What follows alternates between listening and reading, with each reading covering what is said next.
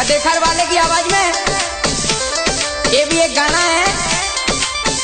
और देखिए डोई गुर्जर रसिया YouTube चैनल के माध्यम से इसके डायरेक्टर शैलेंद्र डोई सलेपुरा।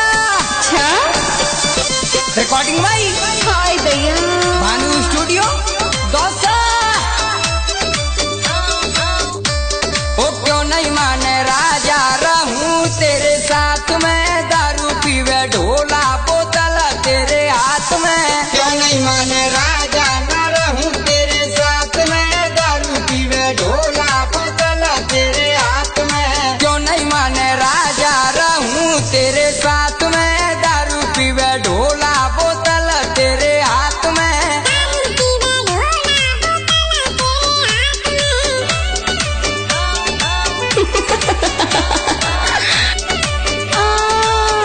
क्या बात है, बहुत अच्छे।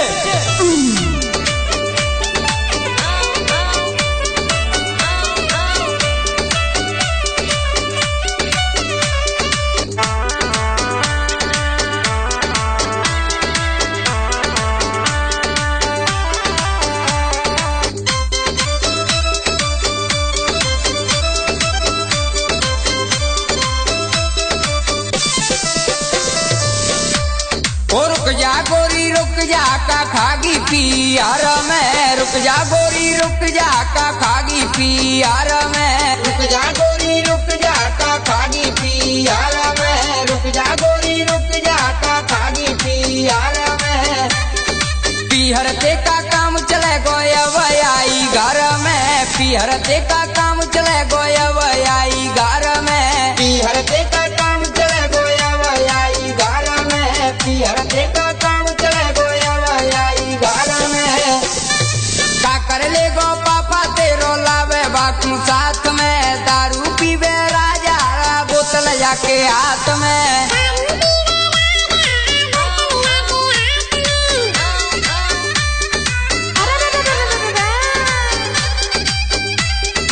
अच्छा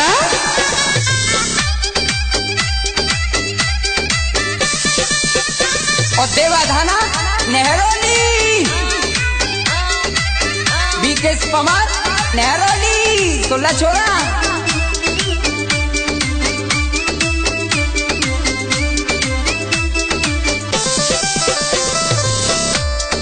क्यों नहीं माने राजा न रहूं तेरे साथ में, दारू पीवे ढोला बोतल तेरे हाथ में।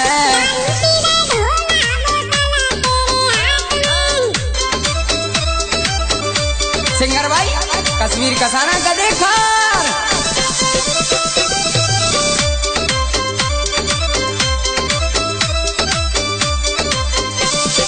और कैसे आज छोड़े कल छोड़े छोड़े दिन दिन तू, आज छोड़े कल छोड़े छोड़े दिन दिन तू। आज छोड़े कल छोड़े छोड़े दिन दिन तू, आज छोड़े कल छोड़े छोड़े दिन दिन तू।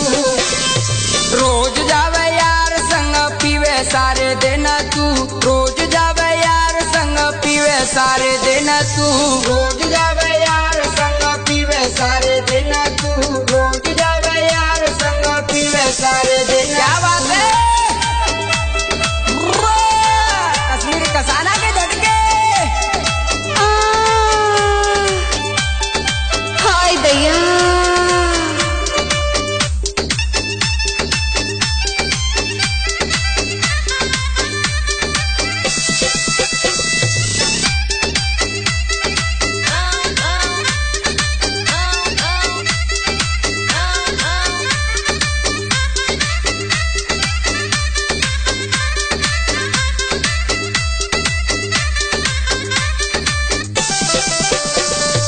कितना जोर लगा ले राजा नायम तेरी बात में, दारू पीवे ढोला बोतल तेरे हाथ में।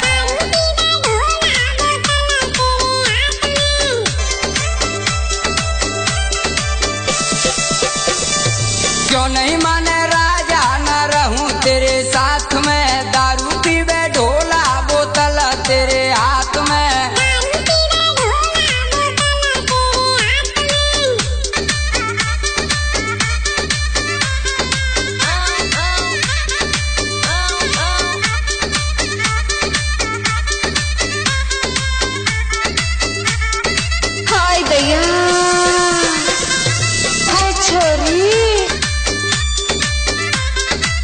सुन ले राजेश कुशवाहा मुड़िकापुरा।